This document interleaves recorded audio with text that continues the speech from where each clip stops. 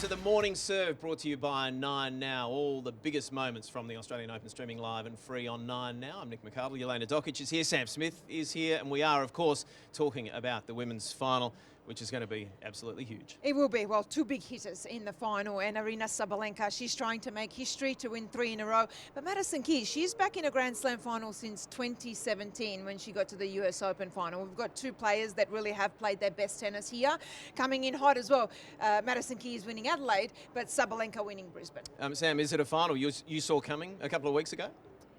I could see Sabalenka in there, and then it was who? Yeah. Potentially, Swiatek's been playing very well. We saw her at the United Cup. But then, having spent the week in Adelaide with Madison Keys, she suddenly put herself from maybe being in the outer ring of contenders. She's always a contender at a slam because her record in majors is actually better than when she plays on the tour, which is very, very rare, and not many players have that sort of balance. Having seen her play there, you sort of felt, if she could keep it hot, if the injury was manageable, then she would cause some trouble. Well, Sam, let's talk some more about Madison Keys. And you cast it back to the semi-final against Iga and how she had to really dig deep in that second set. What does that say about Madison Keys? It said to me that she's ready. And before, yes, all the talent, the power, the promise, potential was there. Maybe inside herself in these big moments, I don't know what you think, Yelena, she wasn't ready. But now it feels like life has aligned. Maybe getting married, in November. Sounds like, her husband is also a wonderful coach. And this coaching pod has really, I feel, helped her. She just needs that little reassurance in those big moments. We saw her going a lot to the towel, and he didn't say a lot, but he was there and he had her back. And that's what I felt she needed to get through the pressure moments in the most difficult circumstances against a great opponent. We were wondering how those pods would affect every player and how they would react, and clearly agreeing with her. Yeah, I think so. Well, some players have decided not to use them or even use them early on in the tournament like Sabalenka, but then go back to the original kind of player boxes and not have the team too close. But I think it's really helped and worked for Madison Keys. But I will say, I think it's the belief and confidence, like Sam says. There's something about her that's different to a few years ago. And for me, that is the fact that she actually really believes that she can win a Grand Slam.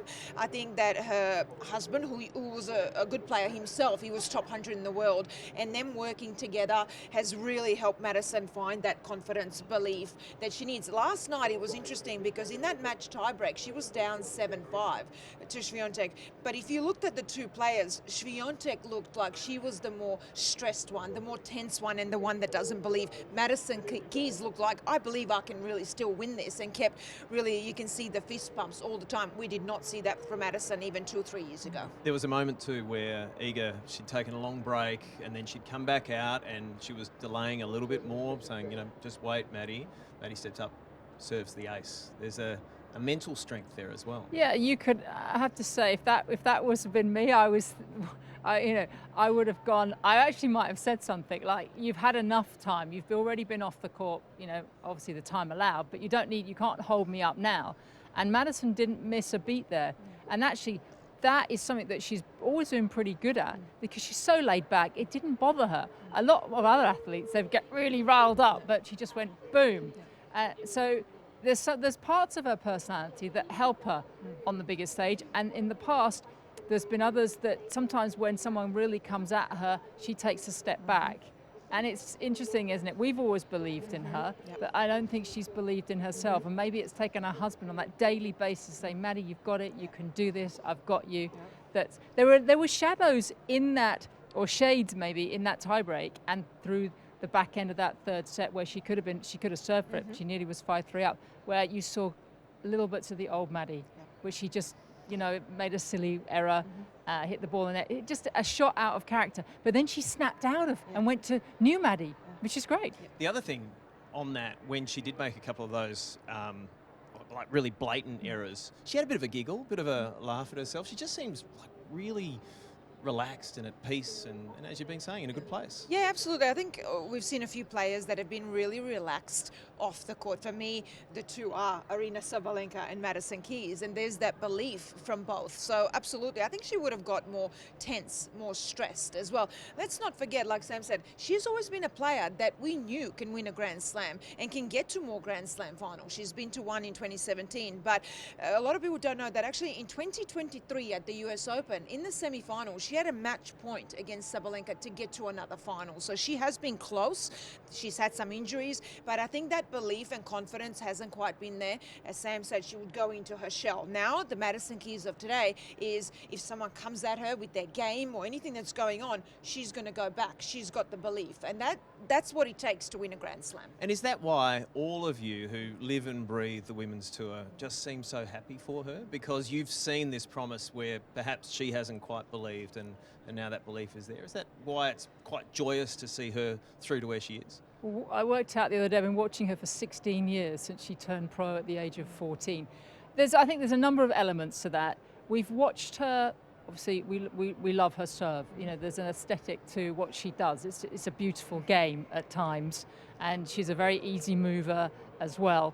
But when she, we saw her almost crumble under the weight of expectation, the pressure of trying to be the next great American player after Lindsay Davenport and Serena and Venus. And that it was all too much for her. Maybe making the semis here as a teenager, it was she wasn't ready. So we saw the game, but we saw the outer Maddie, the game, but we didn't know the inner Madison. And there was obviously a lot of doubt, and she wasn't ready. There's also, she does also the other side is she does not have an enemy in the locker room. And her wedding was packed with tennis players. That tells you all you need to know about what a lovely, genuine, just terrific human being she is. Yeah, through to a decider, and that's very special. So let's turn the spotlight now onto Arena. If she can win this third in a row, she joins Graf, Sellis and Hingis as the only people to do that at the Australian Open. Where would it put her in that echelon of greatness for women's tennis? Oh, it's massive. It's history making, but also now her ability to keep going and win more Grand Slams. So if she wins, it will be, okay, how many more can she win?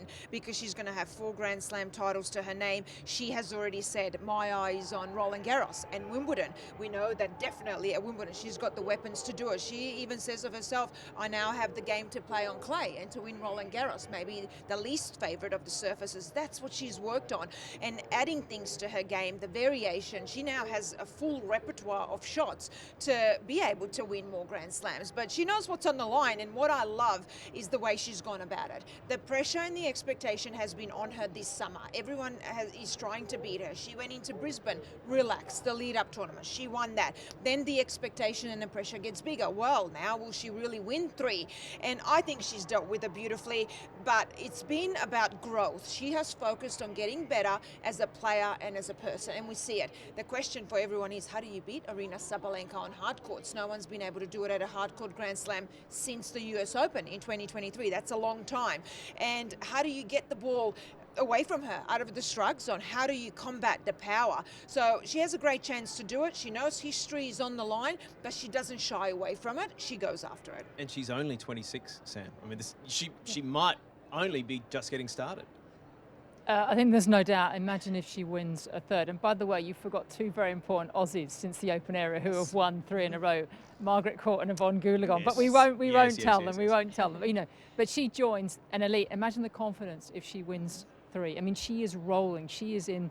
I don't think she's at her prime yet. Do you? No. I think there's so much more to come from her, and you could see her winning at Wimbledon. Swiatek will certainly be the favourite at Roland Garros, but we could be entering. She started to separate herself from even the rest of the top 10, particularly if she wins 3 here, and potentially you're talking she could win.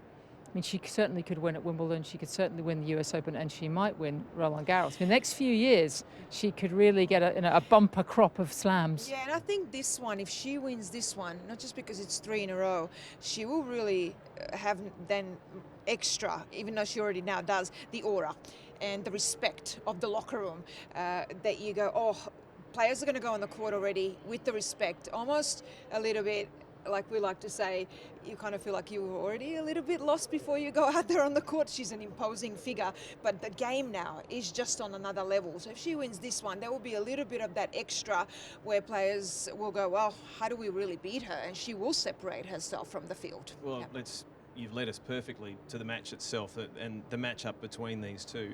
Given what you just said, that aura and the power game that she possesses, how important is it for Madison Keys to strike early, take the first set, be in the match?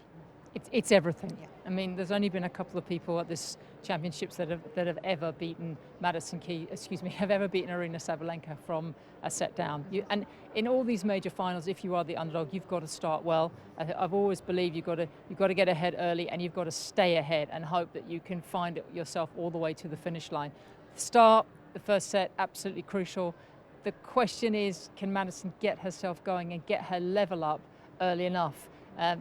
In the semi-finals, she wasn't able to do that. I don't think she'll get away with that against Sabalenka in the final. Will nerves play a factor? Because, there is this expectation now. You've talked about it, the fact that she is where she really should be given the game she has, and now there's this weight of expectation. Look, the fact that she was in that US Open final in 2017 will help her a lot. She was nervous in that one. It was very new territory. She's got to draw on that. Go out there, yes, it's very different. I think if you really asked Madison whether she thought she would be in the Australian Open final 2 weeks ago, she would say, yeah, probably not, even though I believe in myself and my game. She's now here. It's a big occasion. Both will have nerves, there's no doubt about that. The start will be crucial, and it will be more crucial for Madison Keys. If she doesn't get a good start, like Sam said, even if she doesn't win the first set, I think it's going to be very hard for her to win from there, to win 2 straight sets in a final against Sabalenka. So she's got to really, for me, win that first set. Sam, you've been coming here long enough to know very well that the Aussie crowd loves an underdog, right? So do you expect everyone, not everyone, the majority, to fall in behind Madison Keys and make some noise for the American? Certainly she gets behind, yeah. But Aryna is very popular, isn't she? She could almost be an Aussie. She's got this warm, open personality. And I think that the fans here, I mean, you live here, have really connected to her. I think what we want is a great final. We want Madison to be serving at her absolute best, to believe in her game, put it out there. And then we want to see how that matches up against Sabalenka, who's also playing extremely well. I think that's what we want. We want a great final, a great spectacle. I think the pressure on Madison doesn't come from, it comes from now. She's 30 next month. Will she get another chance? This sort of opportunity again, and that may get in the way in the big moments. I think there's many storylines in there, but I think we are on the same page. Sabalenka is a pretty strong favourite, but Madison has the ability to win if she plays the best match of her life. And that might be a good position to be in. She's the underdog. She can go out there, swing freely. And people say, well, you still realise you're in a Grand Slam final. You're going to have nerves. It's not as easy. And that I think it is for Madison Keys, because she did it with Swiatek. She was not the favourite. And she's gone into this summer really as the underdog, under the radar. Go into that mindset again, swing freely. She did it in the match tiebreak against Swiatek. She did it match point down. If she didn't swing freely and go for it, it wouldn't have happened. Got to do that against Sabalenka. Let's strategise a little bit. You're working out a game plan. You're in her team and you're thinking, okay, how do we take down Aryna Sabalenka? What are the 3 keys for Keys? Serve and service. First serve percentage, getting the ball out of Aryna's strike zone, so location is absolutely vital as well, and a lot of variety behind the second serve, because it's going to be a little warmer. I think it's warmish, but not, so the ball's not going to be bouncing that much, and that for me, and go for it when she doesn't. Being the favourite and having all the expectation has really hurt Madison in her career. She's at the point now where she's still a wonderful player, but she hasn't had that. And it's going for it in the big moment. I don't think you can beat Sabalenka without going for it. And that might mean you take more risk, absolutely, but you have to. If you don't, you're not going to get it out of the strike zone. No one's been able to do it, and that's the hardest part, whether it's on the serve, return, or when you're in a rally. She now hits the ball so big that you're already on the back foot, even the big hitters, but also she moves so well. So Madison Keys, for me, will have to serve. The first serve percentage will be so important, because Sabalenka, for me, me, has, I would say, the best return in the world, especially off the second serve. The consistency, she consistently hammers the second serve of players. But Madison Keys has the ability to get it out of the strike zone. First serve is important. Go for it. When the line is open, go for those shots as well. Try and look for your forehand after the serve also. One last thing. Do you want to give us a tip, and in how many sets? I think it's a tough one. I will say that you got to go with Sabalenka. Yes, on paper she's a favourite, and I will also give her the fact that she's been now in a Grand Slam final here quite a few times. On Rod Laver Arena, the only two people that have been able to beat her have been Serena Williams and Ash Barty. That's a lot when you go into a match knowing you've got that much confidence and only lost 2 sets in 3 years. So I'm going to go with Sabalenka, but I don't think that it's going to be easy, potentially even 3 sets. I'm along the lines of Yelena. She tends to keep me on track over these 2 weeks. I would say 2 tight sets, maybe 3. Sabalenka certainly, and Sabalenka. I think there'll be very few people that would probably say otherwise. But hey, you never know. It's going to be a massive contest to both of you. We loved having you on board with the Morning Serve over the last couple of weeks. Thank you. Thank you for having us. Thank you. And as always, thanks for your company on the Morning Serve. Wide World of Sports on YouTube is your home of the tennis this summer. With highlights of the best matches of the summer of tennis, the on-court interviews and every day with the Morning Serve, you'll be ahead of the game. So click that subscribe button so you don't miss a thing this summer.